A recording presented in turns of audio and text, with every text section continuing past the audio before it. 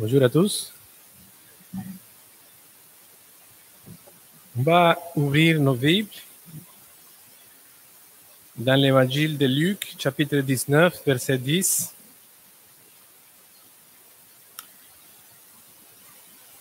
Et le titre de notre message aujourd'hui, c'est « Le Sauveur trouve un pécheur ». Comme d'habitude, j'ai changé le titre.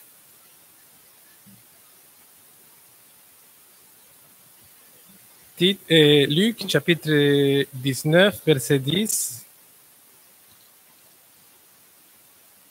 C'est le Seigneur qui parle, car le Fils de l'homme est venu chercher et sauver ce qui était perdu. Et bien sûr, le message aujourd'hui, c'est pour nous tous, et pour l'Église, mais aussi pour ceux qui ne sont pas encore membres de l'Église du Seigneur. En lisant le verset 10, car le Fils de l'homme est venu chercher et sauver ce qui était perdu, notre attention est attirée par le mot qui commence, car. Lorsque l'on voit la conjonction, c'est une conjonction causale, car elle nous indique que ce qui suit est lié à ce qu'il dit avant, et qu'à son tour, le car dénote un argument. Donc, quel argument Jésus donnait-il ici? Car celui qui parle, versets 9 et 10, Jésus lui dit, le salut est entré aujourd'hui dans cette maison parce que celui-ci est aussi un fils d'Abraham. Désolé, je vais changer mes lunettes. Et là, il donne un argument.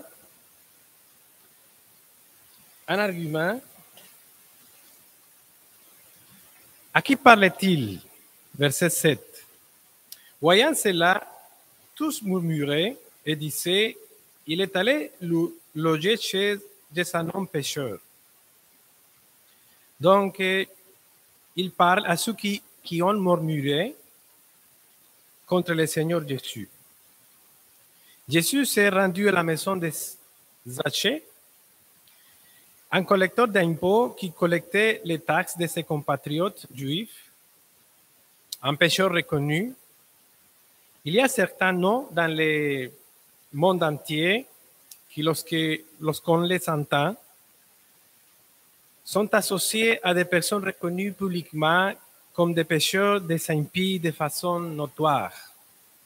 Par exemple, dans mon pays, la Colombie, je crois que l'un des hommes maléfiques les plus reconnus au monde était Pablo Escobar.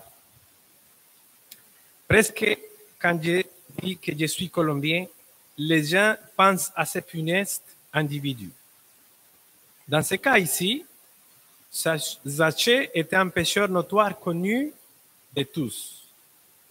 Alors Jésus, le Fils de Dieu, pur comme lui seul l'était, sans péché, entre dans la maison d'un pécheur appelé Zachée.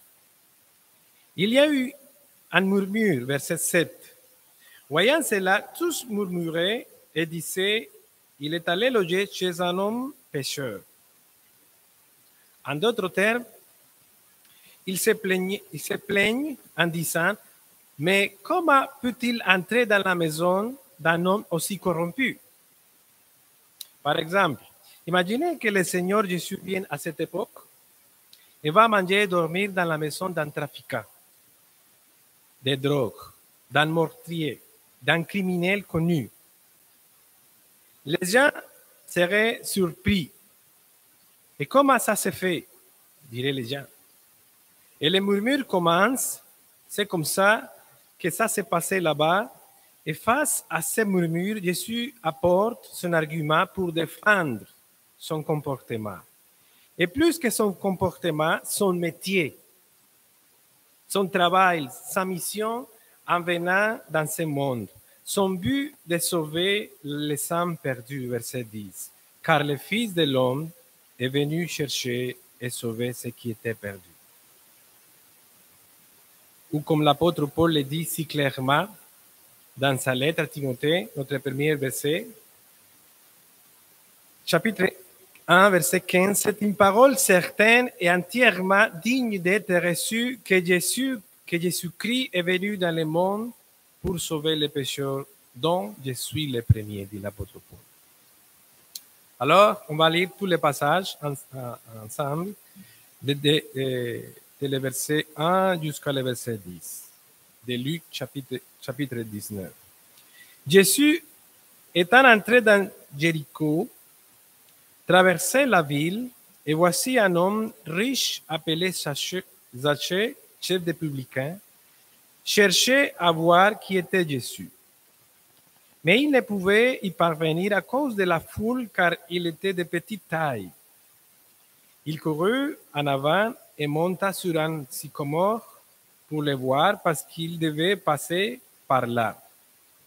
Lorsque Jésus fut arrivé à cet endroit, il leva les yeux et lui dit, Zachée, à toi de descendre, car il faut que je demeure aujourd'hui dans ta maison. Voyant cela, tous murmuraient et disaient, il est allé loger chez un homme pécheur. Mais Zachée, se tenant devant le Seigneur, lui dit, voici Seigneur, je donne aux pauvres la moitié de mes biens, et si j'ai fait tort de quelque chose à quelqu'un, je lui rends le quadruple. Jésus lui dit, le salut est entré aujourd'hui dans cette maison parce que celui est aussi un fils d'Abraham, car le Fils de l'homme est venu chercher, sauver ce qui était perdu. Donc c'est ça le contexte de cette histoire qui nous raconte Luc. Zachée, en tant que publicain ou collecteur d'impôts, et en plus en tant que patron des collecteurs d'impôts, avait, avec toute probabilité, beaucoup volé. Il avait été un trompeur et avait fait une grande fortune avec la corruption. Et c'est précisément ce qu'il admet implicitement dans le verset 8, quand il dit, mais Zachée, se tenant devant le Seigneur, lui dit, voici Seigneur, je donne aux pauvres la moitié de mes biens, et si j'ai fait tort de quelque chose à quelqu'un, je lui rends le quadruple. Nous savons que l'occupation romaine d'Israël n'était pas seulement militaire, mais aussi politique et tributaire. Dans chaque province, par exemple en Galilée, les impôts étaient collectés par des collecteurs d'impôts et remis au roi de la région, et par celui-ci à Rome. Et à son tour, ce roi de la région vendait des franchises fiscales au plus offrant, et ces franchises étaient un commerce très lucratif. Les collecteurs se faisaient attribuer une certaine quantité d'argent à collecter et ils pouvaient garder tout ce qu'ils collectaient au-delà. C'est pourquoi, en une occasion, Jean-Baptiste, par exemple, a répondu de cette manière à un groupe de collecteurs d'impôts agités qui lui demandaient comment il devait se comporter. Le verset numéro 2, Luc 3, 12, 13. Il va aussi des publicains pour être baptisé et lui dire, Maître, que devons-nous faire? Il leur répondit, n'exigez rien au-delà de ce qui vous a été ordonné. Pourquoi Jean dit ça? Parce que c'est l'habitude. C'est l'habitude des collecteurs des impôts. Ils étaient les plus haïs et les plus méprisés d'Israël et nous pouvons constater cette hostilité à partir du verset 7 du chapitre 19. Voyant cela, tous murmuraient et disaient, il est allé loger chez un homme pécheur. Il est clair que les gens détestaient Zachée. Bien sûr, nous savons que ce n'était pas un crime d'être un collecteur d'impôts, puisque la collecte des impôts est une institution divine. Par exemple, nous savons que les habitants de la nation théocratique d'Israël dans l'Ancien Testament devaient payer en moyenne 23% de leurs revenus d'impôts. Et comme je l'ai mentionné tantôt, lorsque des collecteurs d'impôts repentis ont demandé à Jean-Baptiste, Maître, que devons-nous faire? Il ne leur a pas dit d'abandonner leur travail de collecteur d'impôts, mais il leur a plutôt demandé, n'exigez rien de plus que ce qui vous est ordonné. Enfin, notre Seigneur Jésus a ordonné que les impôts soient payés lorsqu'il a déclaré, rendez à César ce qui est à César et à Dieu ce qui est à Dieu. Et il a lui-même payé les impôts demandés. Ce que le Seigneur donc a dénoncé, c'est la taxation abusive ou illégitime, l'extorsion, la malhonnêteté et le fait de prendre l'argent des gens en utilisant la violence physique, l'intimidation et la cruauté, comme le faisaient les collecteurs d'impôts dans le monde antique. Et Zaché était l'un d'eux. Il en était le chef, malgré que son nom signifie le juste, propre, innocent, quelque peu paradoxal, non? Et même un homme comme celui-là, le Seigneur l'a sauvé, verset 9. Jésus lui dit, le salut est entré aujourd'hui dans cette maison parce que celui-ci est aussi un fils d'Abraham. Quel réconfort il y a dans ce récit de Luc. Il nous enseigne comment le Seigneur peut sauver tout pécheur. Et comment la seule condition pour être une personne sauvable est d'être juste là, un pécheur. Nous avons tendance à oublier que le Christ est descendu du ciel, quittant son trône de gloire pour venir chercher les personnes perdues et les sauver. Et leur donner gratuitement le pardon et la réconciliation avec Dieu. Cette histoire nous enseigne que personne n'est si mauvais qu'il ne peut être sauvé, ou qu'il est hors de portée de la grâce du Christ. Comme l'écrit un ancien prédicateur du Christ, voyez le collecteur d'impôts avide transformé en un chrétien aimable. La preuve qu'avec Dieu, rien n'est impossible. La porte du salut que l'Évangile indique aux pécheurs est grande ouverte tant qu'il y a de la vie. Tant qu'il y a de la vie, il y a de l'espoir. Le Christ est capable de sauver de manière illimitée et même les pécheurs les plus vils et les plus méprisables peuvent obtenir le pardon s'il veut venir et s'approcher de celui en toute sincérité. Il y a donc de l'espoir pour tous s'ils se repentent et mettent leur confiance dans le Fils de Dieu. Alors, notre verset dit plusieurs choses. La première est la personne ou le caractère du Sauveur. Le Seigneur s'appelle lui-même le Fils de l'homme. C'est quoi la signification du Fils de l'homme? Le Seigneur présente ici sa divinité dans un autre langage, en tant que représentant de la race humaine.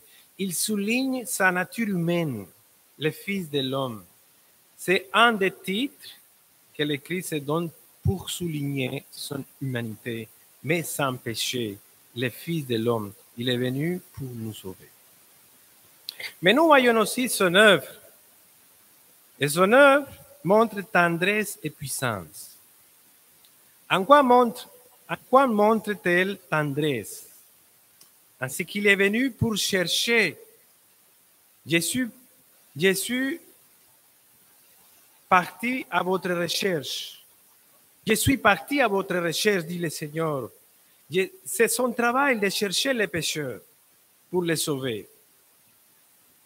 Il est venu chercher et sauver les personnes perdues et nous devons nous aussi nous identifier à lui dans sa plus grande œuvre. Son œuvre est donc double.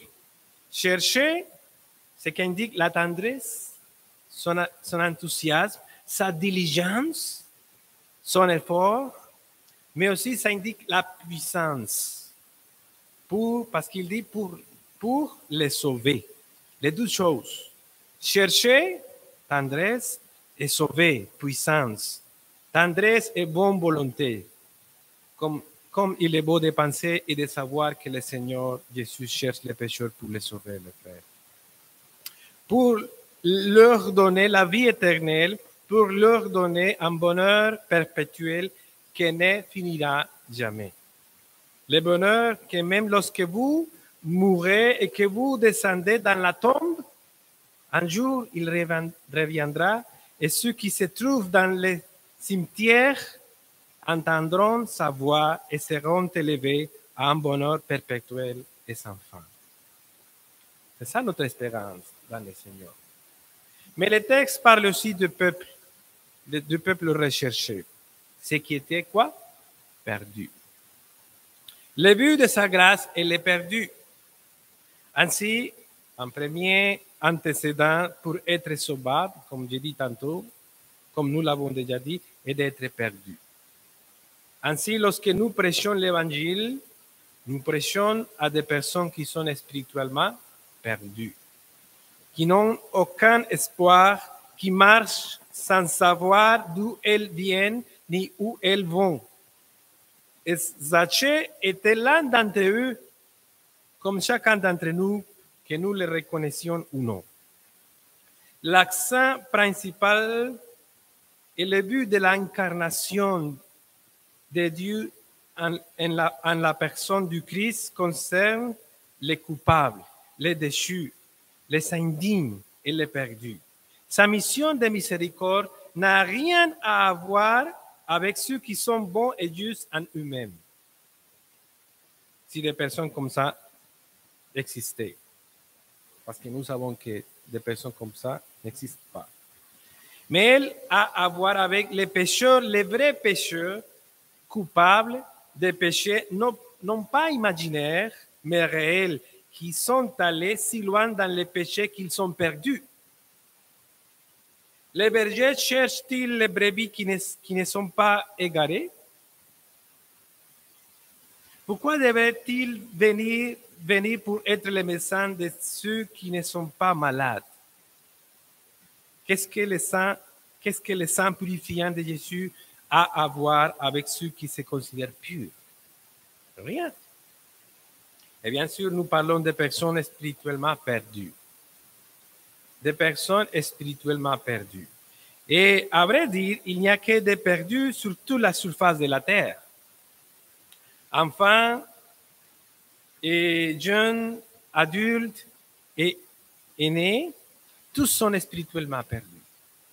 Il n'y a point de juste, nous dit l'apôtre Paul, pas même un seul. Bien sûr, il se peut que financièrement, les gens ne soient pas perdus, ni en faillite financière, ni en termes de biens terrestres. Comme Zaché qui était riche, mais spirituellement perdu. Et permettez-moi d'insister sur ce point, à savoir que nous parlons de personnes spirituellement perdues. Car géographiquement, nous ne le sommes pas. Nous sommes réunis un dimanche, aujourd'hui, le 20 mars 2022, au 1606 avenue Les Tourneaux, Montréal, Québec, Canada. Il est 14h25. Donc, géographiquement, nous ne sommes pas perdus. Nous parlons de personnes perdues spirituellement. Ainsi, la grande préoccupation, la grande œuvre de l'incarnation et de la venue de notre beau Seigneur et Sauveur Jésus-Christ est celle-ci, chercher et sauver les perdus. Ou comme il est dit dans un autre endroit, Marc Marc, chapitre 12, verset 17, le verset numéro 3. Ce ne sont pas ceux qui se portent bien qui ont besoin de médecins, mais les malades. Je ne suis pas venu appeler des justes, mais des pécheurs. Et c'est pourquoi nous avons intitulé notre prédication d'aujourd'hui « Le Sauveur trouve un pécheur ». Parce que c'est lui qui trouve les pécheurs. Il n'est pas venu pour être un simple exemple de vie pure, comme bien sûr nous disent aujourd'hui. Il était un exemple de vie pure, bien sûr, mais il n'est pas venu simplement pour être cela, ni pour être un exemple d'aide ou de travail social. Non, il est venu pour chercher et sauver les âmes. C'est sa fonction, c'était sa mission, son grand but, comme nous dit Luc 19, verset 10. Car le Fils de l'homme est venu chercher et sauver ce qui était perdu. Aujourd'hui, nous poserons donc deux questions sur ce verset. Premièrement, dans quel sens les hommes sont-ils perdus? Et deux, comment Jésus-Christ cherche-t-il et sauve-t-il les perdus? Commençons donc par la première question. Dans quel sens les hommes sont-ils perdus? Les hommes sont perdus dans deux sens. Premièrement, ils sont perdus pour Dieu et deux, ils sont perdus pour eux-mêmes. Une illustration qui va nous aider tout au long de la prédication. Si quelqu'un a $10 et que ces $10 sont destinés à acheter du pain et qu'il va à la boulangerie et qu'il donne les $10, mais qu'on ne lui donne pas le pain, que dit-on de son argent? Il a perdu. Il a donné $10, mais il n'a pas eu de pain. Alors, il a perdu. Qu'est-ce qui s'est passé? Le moins que l'on puisse dire, c'est que le boulanger l'a trompé parce qu'il a reçu les $10 pour du pain, qu'il n'a pas livré ou rendu le pain en retour, donc l'argent a été perdu. Je vous demande, dans quel but l'homme a-t-il été créé? Pour qui l'homme vit-il? Quel est le but le plus important de sa vie, de la vie de l'homme? Pourquoi Dieu nous a-t-il créés à chacun de nous et à tous les hommes? Ne savez-vous pas? Alors, pour Dieu, l'homme est perdu. Qui dirige votre vie ou la vie de l'homme? Les ténèbres. Parce que vous ne savez pas pourquoi vous avez été créé, donc vous êtes dans l'ignorance. L'homme est comme ça. Ignorance vous conduit donc vers Dieu, vous êtes perdu, totalement perdu. La Bible dit que Dieu nous a créés pour les louer et vivre pour lui. Regardez avec moi Ésaïe, le verset numéro 4. Ésaïe chapitre 43, verset 7 et le numéro 5 aussi. Tous ceux qui s'appellent de mon nom et que j'ai créé pour ma gloire, que j'ai formé et que je l'ai fait et que j'ai fait. J'ai créé pour ma gloire, dit le Seigneur.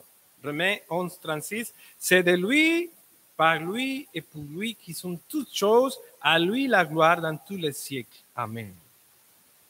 Ainsi, bien que Dieu nous ait créés pour sa gloire, pour lui, pour que vous le serviez, l'aimiez et lui obéissiez, pour que vous viviez pour lui, l'homme par nature ne le fait pas. L'homme est donc pour Dieu perdu. Il ne glorifie pas Dieu, il ne l'honore pas. Qui gouverne sa vie? L'égoïsme. Il pense toujours à faire ce qui lui convient le mieux, mais pas ce qui convient à Dieu, son Créateur, mais ce qui satisfait ses plaisirs, ses désirs et le monde. Nous pouvons donc conclure, pour Dieu, l'homme est perdu. Dieu a donné $10 pour du pain et l'homme ne veut pas lui donner le pain. Mais tourne le dos à Dieu, l'ignore et vivent sans trop se préoccuper de ces choses. Ils sont perdus, ils n'aiment pas Dieu comme il devrait être aimé. Dieu devrait être aimé de tout leur esprit, de toute leur force, de tout leur cœur, mais ils ne le font pas, alors pour Dieu, ils vivent perdus. Alors, qu'est-ce qu'on entend par les perdus? Bien, eh bien, perdu est un mot terrible. Si on pense à ces mots-là, perdu, il nous faudrait beaucoup de temps pour expliquer, mais que l'Esprit Saint le fasse comprendre à nos cœurs et nous montre ce qui signifie être perdu. Je vais vous expliquer brièvement. L'homme est perdu, perdu par la chute, perdu par l'héritage d'une nature dépravée, perdu par vos propres actes et actions, perdu par 1000 omissions du devoir, et perdu par d'innombrables actes de transgression ouvertes, perdu par des habitudes de péché, perdu par des tendances et des inclinations qui ont pris de la force et vous ont plongé dans des ténèbres et une iniquité de plus en plus profonde. Perdu par des inclinations qui ne se tourneraient jamais d'elles-mêmes vers ce qui est juste, mais refuseraient résolument la miséricorde divine et l'amour infini. Nous sommes perdus de manière obstinée et volontaire, perdus de manière perverse et totale. C'est la doctrine de la dépravation totale. Mais pourtant perdus librement. Ce qui est la pire forme de perte qui puisse exister. Perdu librement. Parce que l'homme le fait librement. Nous sommes perdus pour Dieu qui a perdu l'amour de notre cœur, notre confiance et notre obéissance. Perdus pour l'Église que nous ne pouvons pas servir. Perdus pour la vérité que nous ne voulons pas voir. Perdus pour les justes dont nous ne pouvons pas défendre la cause. Perdus pour le ciel dans lequel nous ne pourrons jamais entrer. Perdus tellement perdus que si la miséricorde toute puissante n'intervient pas, nous serons jetés dans la fosse de l'abîme pour y sombrer à jamais. Maintenant, c'est pour de telles âmes que Jésus est venu ici pour chercher et sauver, comme nous le dit ici dans ce passage. Comme c'est merveilleux ça. Mais ils ne sont pas seulement les hommes perdus pour Dieu, ils sont aussi perdus pour eux-mêmes. Je vous pose deux questions. Spirituellement, où es-tu? Où es-tu maintenant? Spirituellement. Tu ne sais pas? Où vas-tu? Tu ne sais pas non plus? Après ta mort, où ira ton âme après ta mort? Quelqu'un peut dire, prédicateur, je n'y prête pas attention à ça. Ah, c'est une chose si vous n'y prêtez pas attention, mais vous allez quelque part. Même si vous n'y prêtez pas attention, vous allez quelque part. Oui ou non? Oui, alors l'homme est perdu pour lui-même en termes spirituels. D'abord, ils sont perdus pour Dieu parce que Dieu n'atteint pas le but pour lequel il les a créés. Il les a créés pour lui-même, mais ils ne vivent pas pour lui, pour Dieu. Et ils sont perdus pour eux-mêmes parce qu'ils ne savent pas où ils sont et où ils iront quand ils mourront. Et ici, j'ajouterai une note pour dire que sans Christ, là où va l'homme, c'est un enfer. À la destruction totale, un enfer pour toute l'éternité. Et ici, mes frères, je voudrais pleurer. Un enfer Quel endroit épouvantable! Sans Dieu, sans Christ, sans espoir, la colère éternelle, jour et nuit, il ne dort pas là. C'est une chose terrible que nous ne pouvons pas mettre en mots. Maintenant, quelqu'un peut demander, prédicateur, croyez-vous qu'un Dieu si bon va m'envoyer en enfer? Je le crois et je peux facilement vous le prouver. Comment pourriez-vous me le prouver? Par sa parole et avec votre conscience. Premièrement, par les Écritures. Psaume chapitre 9, verset 17, le verset numéro 6. Les méchants, dit le Seigneur, se tournent vers le séjour des morts. Toutes les nations qui oublient Dieu. Et Apocalypse, verset 21, verset 8. Mais pour les lâches, les incrédules, les abominables, les meurtrières, les impudiques, les enchanteurs, les idolâtres et tous les menteurs, leur part sera dans les temps ardents de feu et de soufre, ce qui est la seconde mort. Alors la parole les prouve. Mais par votre conscience aussi. Par exemple, lorsque vous faites quelque chose de mal, de moralement incorrect, par exemple un jeune homme qui s'enferme dans sa chambre, va sur Internet et commence à regarder de la pornographie.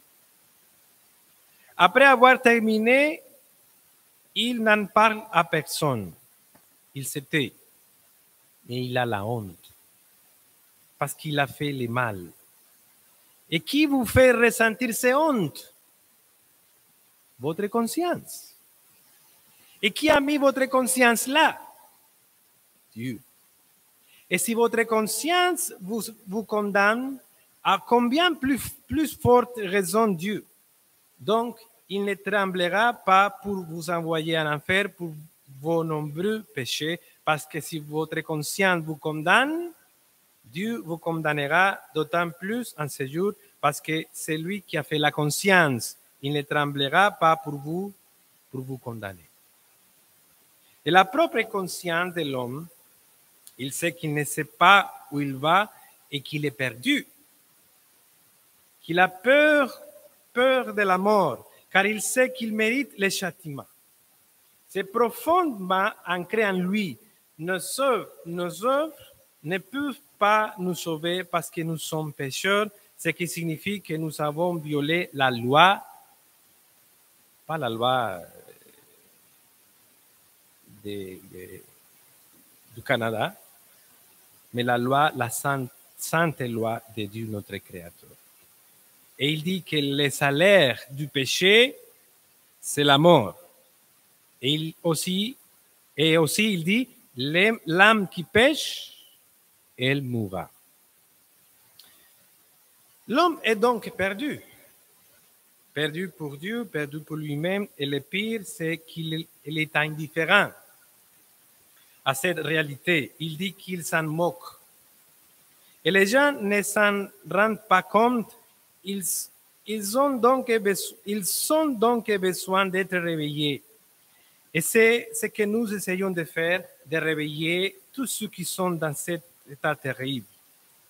Et à ceux d'entre nous qui ont déjà été réveillés par la grâce bénie de Dieu, de les rendre très reconnaissants à Dieu pour ce qu'il a fait à nous, car s'il ne nous avait pas cherché à sauver, nous serions encore aussi perdus que Zaché.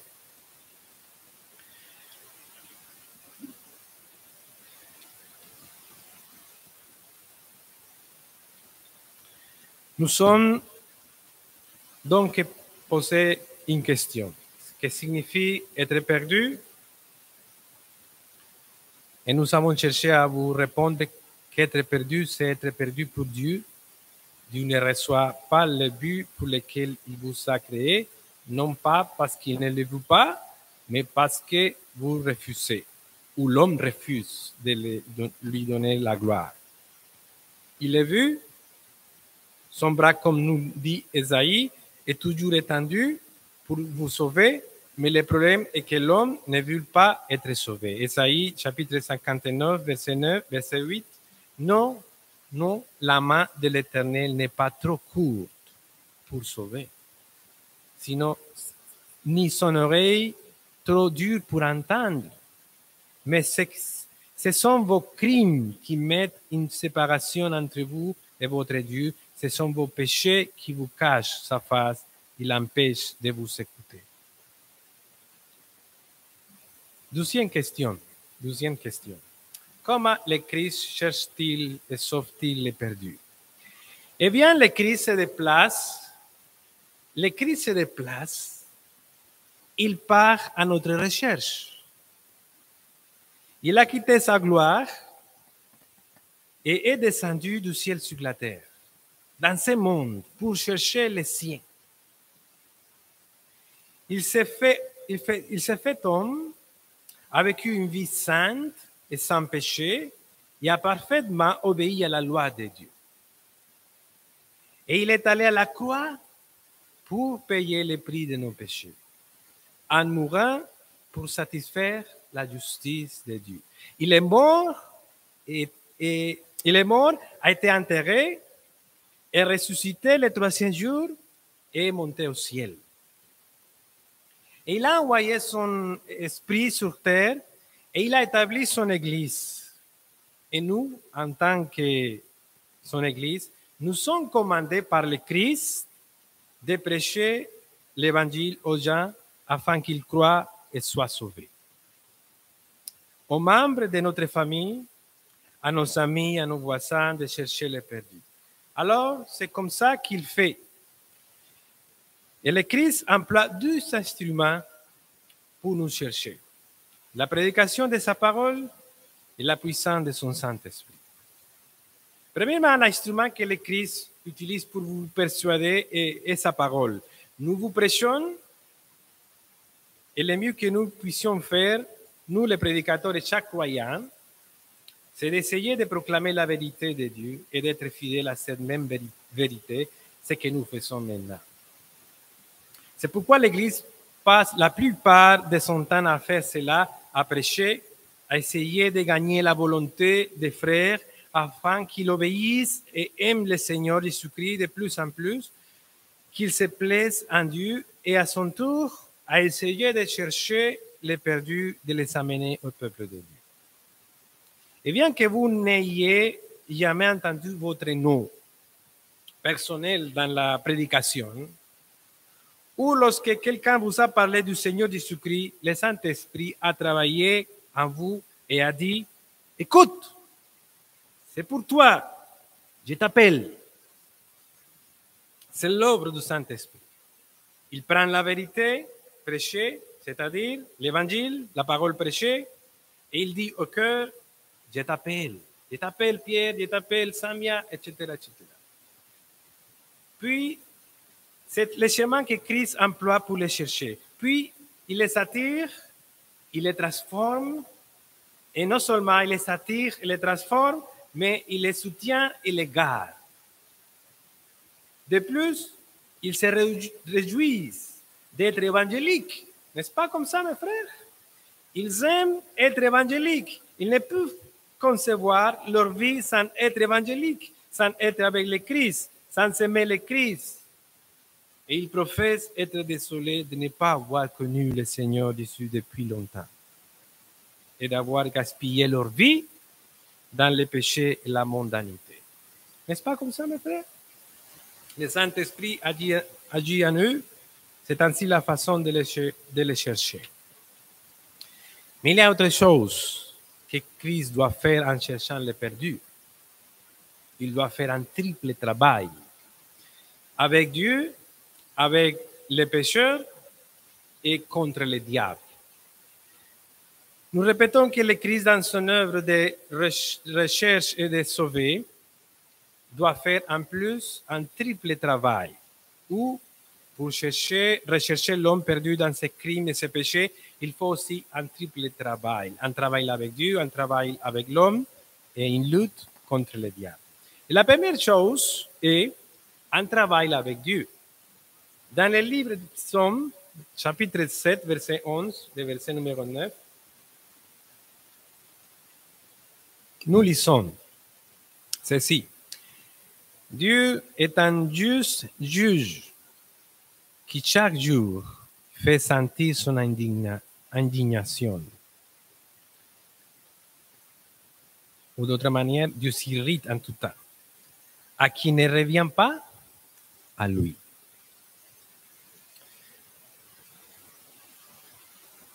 Comme un Dieu, un juste juge, un saint juge. Et quelle est sa disposition à l'égard des méchants, des impies, des incrédules? En colère contre les péchés et les pécheurs. N'avez-vous pas entendu l'idée que Dieu déteste les péchés mais aime les pécheurs? L'avez-vous entendu? Oui. Mais il nous est dit ici qu'il est aussi en colère contre les pécheurs. Dieu est en colère. Il est furieux contre les méchants. C'est pourquoi les méchants ont tellement peur de la mort. Sa propre conscience lui dit que Dieu est en colère contre lui et il est terrifié, l'homme. Sa propre conscience, Dieu lui dit que Dieu est en colère contre les pécheurs. Rappelez-vous qu'il nous a donné $10 pour acheter du pain et que nous ne lui avons pas donné du pain. Ces $10 doivent être payés. Oui ou oui. En d'autres termes, nous avons péché et quelqu'un doit payer. Car Dieu est un juge juste. Il ne balayera pas nos péchés sous le tapis. Quelqu'un doit payer. Le Christ meurt donc à la place des pécheurs sur la croix. Il paye pour nous. Il donne le pain. Et Dieu est satisfait et peut maintenant nous recevoir comme ses enfants. Comme le dit un vieil hymne de l'Église du Seigneur, le Christ, notre offrande, et l'expiation accomplie, Dieu est satisfait et l'âme purifiée. Le Christ meurt pour les péchés de son peuple, il paye, ainsi il fait d'abord un œuvre avec Dieu pour mourir, pour payer pour nous, comme c'est magnifiquement écrit dans 2 Corinthiens, verset 11, 2 Corinthiens, chapitre 5, verset 21, c'est lui qui n'a point connu le péché, il a fait devenir péché pour nous, afin que nous devenions en lui quoi? Justice de Dieu. Notre justice, notre obéissance devant Dieu, les juges saints, c'est l'obéissance de Jésus-Christ. Alléluia. Le Christ fait donc une œuvre avec Dieu, comme il est écrit dans Éphésiens 2, 13. Mais maintenant, en Jésus-Christ, vous qui étiez jadis éloignés, vous avez été rapprochés par le sang de Christ. Il fait une œuvre avec le Père, avec Dieu. Et il n'est plus en colère contre nous si nous avons fait confiance à son Fils comme notre Sauveur et si nous avons soumis à lui comme notre Seigneur. Mais tant que la personne n'est pas tournée vers Dieu, tant qu'elle continue dans ses propres voies, tant qu'elle reste en incroyant, en sceptique, en indifférent, tant qu'elle ne se tourne pas vers le Christ, Dieu est en colère contre cette personne, quelle que soit. Et je te demande, quand? Le lundi et le mardi? Tous les jours. Le mercredi? Tous les jours. Jeudi, vendredi, samedi, dimanche, tous les jours. Parce que le psaume 7:11 dit, Dieu est un juste qui chaque jour fait sentir son indignation à qui ne revient pas à lui. 1er janvier, 31 décembre, tous les jours, chaque semaine, chaque mois, chaque année jusqu'à ce que les pécheurs s'abandonnent à lui. Le verset numéro 13, Psaume 7, 11, 12. Dieu est un Dieu juste qui chaque jour fait sentir son indignation à qui ne revient pas à lui. Si le méchant ne se convertit pas, il aiguise son glaive, oui, c'est correct, et bande son arc et il vise. Et mes amis, en Jésus-Christ, la paix est faite. Il a fait la paix avec Dieu. Mais le Christ fait aussi une œuvre en vous. Donc, une œuvre avec Dieu, une œuvre en nous. Et quelle est cette œuvre en vous? Pour vous convaincre, pour vous persuader, pour vous s'incliner vers lui. Les hommes vivent sans tenir comme Dieu. Ils ne veulent pas être évangéliques. Ils croient que le bonheur est de vivre pour le péché, comme Zaché l'a fait pendant longtemps. Pour lui, le bonheur, pour Zaché, le bonheur était d'être riche, et il était très riche. Il s'est rendu compte que cela ne le rendait pas heureux. Le bonheur, c'est Jésus-Christ. Le salut, c'est Jésus-Christ. Il doit donc faire un travail avec vous, vous attirer, vous persuader et vous donner la repentance et la foi. Mais aussi, le Seigneur, il fait un travail contre le diable. Regardez comment le Seigneur Jésus a prévenu que cela arrive à ceux en qui la parole est semée. Dans Marc, chapitre 4, verset 11. Comment le diable est très actif en cherchant à empêcher le Christ de trouver et sauver les perdus. Verset 15. Les saints sont le long du chemin où la parole est semée. Quand ils ont entendu, aussitôt qui Satan vient et enlève la parole qui était semée en eux. Et qu'est-ce qu'il fait, Satan? Il leur suggère de les reporter, de chercher Dieu plus tard, qu'ils ont encore beaucoup de temps à vivre et à profiter de la vie, que vous devez d'abord vous purifier pour venir au Christ, vous réformer et vous changer pour suivre le Seigneur Jésus.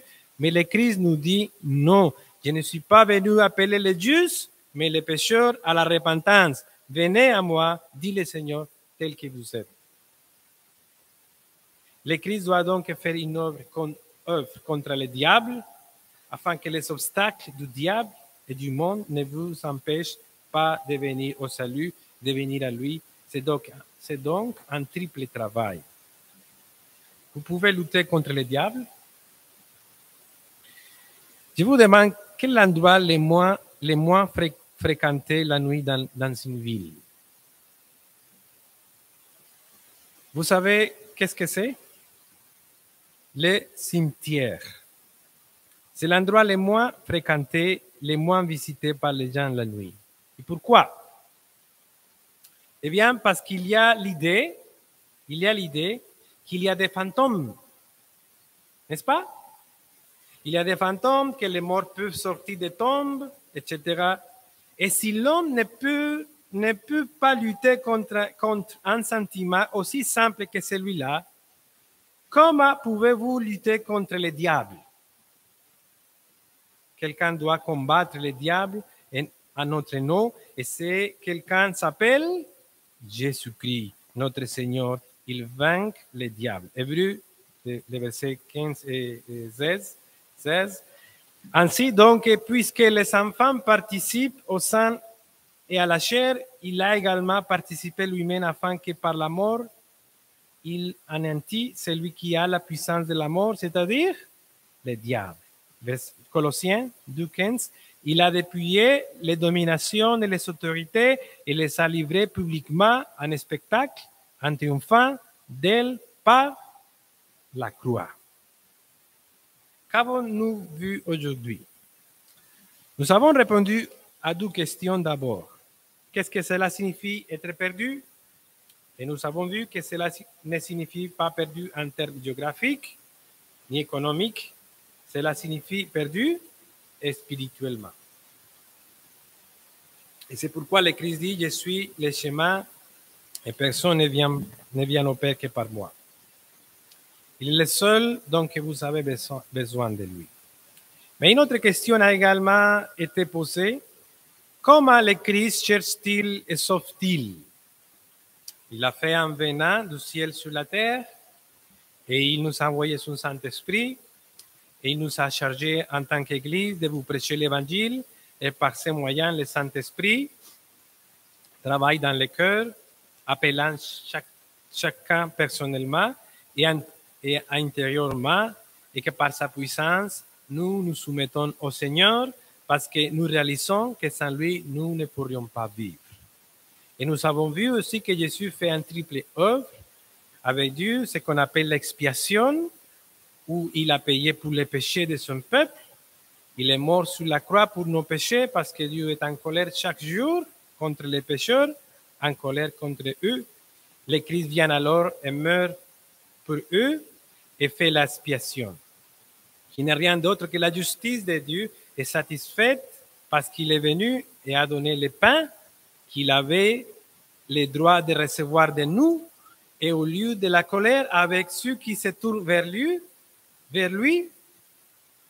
vais répéter ça, et au lieu de la colère avec ceux qui se tournent vers lui, il leur donne la miséricorde, il entend leurs prières, il prend soin d'eux, il les protège pour leur salut, et il combat aussi le diable pour vous débarrasser des distractions, afin que le diable ne continue pas à vous faire penser à remettre à plus tard cette décision urgente, ni ne vous détourne de la fidélité sincère à votre Sauveur, afin qu'il ne mette pas en vous la peur ou la crainte.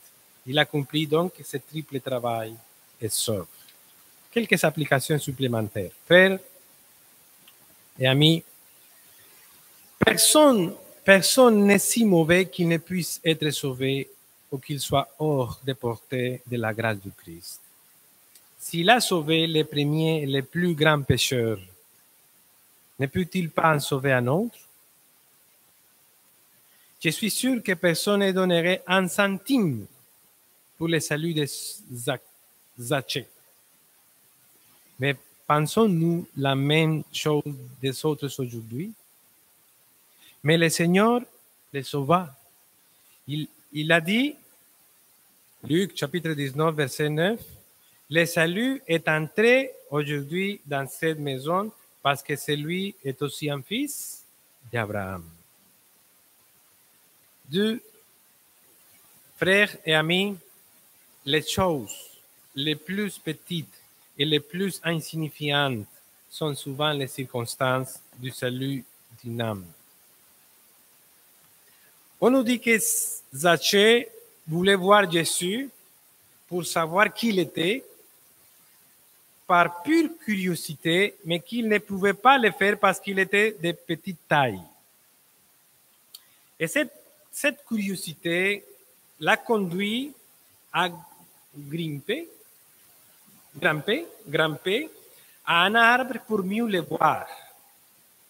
Mais sans s'en rendre compte, ce petit geste a été le point de départ de sa nouvelle vie. Notre Seigneur s'arrêta sous l'arbre et lui dit, Zaché, à toi de descendre, car il faut que je demeure aujourd'hui dans ta maison. À partir de ce moment, Zaché a connu un changement radical. Le matin, il s'était levé en croyant et perdu ce jour-là. Mais le soir, il s'est couché chrétien et sauvé. Gloire au Seigneur, comme quelqu'un l'a écrit, il vaut mieux entendre l'évangile par simple curiosité que de ne pas l'entendre du tout. Qui sait si cette curiosité peut être utilisée par le Seigneur pour sauver une âme? Troisième application. Ce passage nous enseigne que le Christ a de la compassion pour les pécheurs et a le pouvoir de changer le cœur. Les deux choses, compassion et pouvoir. Le Seigneur, sans être sollicité, notre Seigneur s'arrête, regarde Zaché et lui parle. Sans y être invité, il propose d'être un invité dans la maison d'un pécheur. De même, sans y être invité, il fait entrer la grâce rénovatrice dans le cœur d'un pécheur, comme dans celui de Zaché, et lui donne le jour même une place parmi les enfants de Dieu. Bien que Zaché ait cherché à voir Jésus, Luc nous dit que c'est Jésus qui a vu Zaché et lui a dit, il faut que je vienne chez toi. L'idée ici est que Dieu avait prédéterminé cette rencontre entre Jésus et Zaché afin de les sauver. Comme nous le dit d'Israël, au vu d'un tel passage, il n'est pas possible d'exalter correctement la grâce de notre Seigneur Jésus-Christ. Nous ne pouvons pas affirmer comme nous le devrions qu'il est toujours disposé et capable sans limite de sauver les pécheurs et que le salut n'est pas par les œuvres, mais par la grâce. Si une âme a été sauvée sans avoir fait quoi que ce soit qui la rende digne du ciel, c'est bien celle de Zaché. Pénétrons bien dans ces doctrines et ne les jetons pas dans l'oubli. Elles sont plus précieuses que les rubis. La grâce de Dieu est la seule chose qui puisse donner du repos à l'homme à l'heure de la mort. Faisons-les connaître à tous ceux à qui nous parlons des questions spirituelles et rappelons-leur ces paroles de Jésus-Christ. Apocalypse 3, 20. Ces paroles de Jésus-Christ. Voici, je me tiens à la porte et je frappe. Si quelqu'un entend ma voix et ouvre la porte, j'entrerai chez lui, je souperai avec lui et lui avec moi. Et 4 frères et amis, ce passage nous enseigne aussi que ceux qui sont trouvés et sauvés par le Seigneur, ceux qui expérimentent les changements dans leur cœur, font toujours connaître leur conversion par des manifestations extérieures.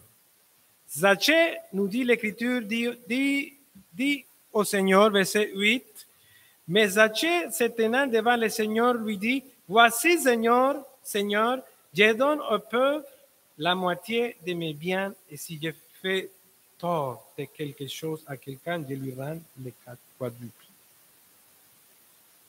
Il avait quelque chose de réel dans ces mots. Ils sont la preuve indubitable que Zaché avait changé d'habit, de sentiments et de vie. Le vieux est passé et tout est nouveau, comme nous dit 2 Corinthiens 5, 19. Il nous montre sa ferme résolution. Il ne parle pas comme s'il pouvait le faire dans le futur.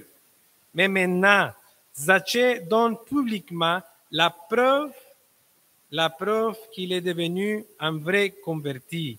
Il ne cherche pas à être justifié par ses œuvres, comme les pharisiens, mais par ses bonnes œuvres, il démontrera la sincérité de sa foi et de sa repentance par la grâce de Dieu. Quelqu'un a écrit ceci, ayant été pardonné de façon imméritée, ayant été racheté de la mort et ramené à la vie, Zaché pensa qu'il devait immédiatement montrer à qui il s'était donné et qui il servait. Le chrétien qui désire faire savoir qu'il est un vrai croyant devrait suivre l'exemple de Zaché. Comme lui, il doit renoncer aux péchés qui l'ont le plus dominé et pratiquer les vertus chrétiennes qu'il a le plus négligées. En tout cas, le chrétien doit vivre de telle manière que tout le monde sache qu'il est croyant. La foi ne purifie pas le cœur et la vie d'une foi fallacieuse, comment on dit ça? Fallacieuse. Je vais répéter ça. La foi qui ne purifie pas le cœur et la vie, qui ne purifie pas le cœur et la vie, est une foi. Quoi, frère? Merci, frère. Fausse. La vertu qui ne peut être vue comme la lumière n'est pas la vraie vertu, mais l'hypocrisie. Le cœur qui a réellement fait l'expérience de la grâce du Christ haït le péché comme par disposition naturelle. Et finalement, mes frères, méditons sur le verset 10, juste pour finir, le verset 10, qui est celui sur lequel nous sommes concentrés aujourd'hui, car le Fils de l'homme est venu chercher et sauver ce qui était perdu. Frères et amis, enfants et jeunes, c'est comme sauveur et non comme juge que Jésus veut que nous le connaissions. Efforçons-nous de le connaître dans ses caractères, assurons le salut de nos âmes, et lorsque nous serons vraiment convertis, exclamons-nous comme les psalmistes, les derniers versets, « Comment rendrai-je à l'Éternel tous ses bienfaits envers moi? J'élèverai la coupe de délivrance, j'invoquerai le nom de l'Éternel, j'accomplirai mes vœux envers l'Éternel en présence de tout son peuple. Que rendrons-nous au Seigneur pour tous ses bienfaits à notre égard? » Donc, mes frères, méditons dans ces versets et que le Seigneur nous encourage, non seulement pour lui remercier le salut qu'il nous a donné, mais aussi pour penser à ceux qui ne sont pas encore sauvés et que le Seigneur peut sauver par sa grâce. Amen. Seigneur, nous te rendons grâce pour ta parole. Et Seigneur, nous venons devant toi pour te dire merci, Seigneur. Merci pour ton Fils Jésus-Christ que tu as envoyé pour nous sauver, Seigneur. Merci parce qu'il est notre grand sauveur, notre rédempteur, mais aussi notre sanctificateur. Merci, Seigneur, pour ces paroles et merci, Seigneur, pour tout ce que tu as fait dans la vie de chacun de nous. Parce que nous étions perdus et tu nous as trouvés, Seigneur. Tu nous as cherchés et tu nous as sauvés. Et c'est pour ta grâce et pour ta gloire, Seigneur. Aide-nous, Seigneur, à te servir comme Zaché l'a fait quand il a reconnu qu'il allait donner et ce qu'il devrait donner, Seigneur. Devait donner. Merci, Seigneur, pour ta fidélité, pour ta miséricorde. En Christ. Amen.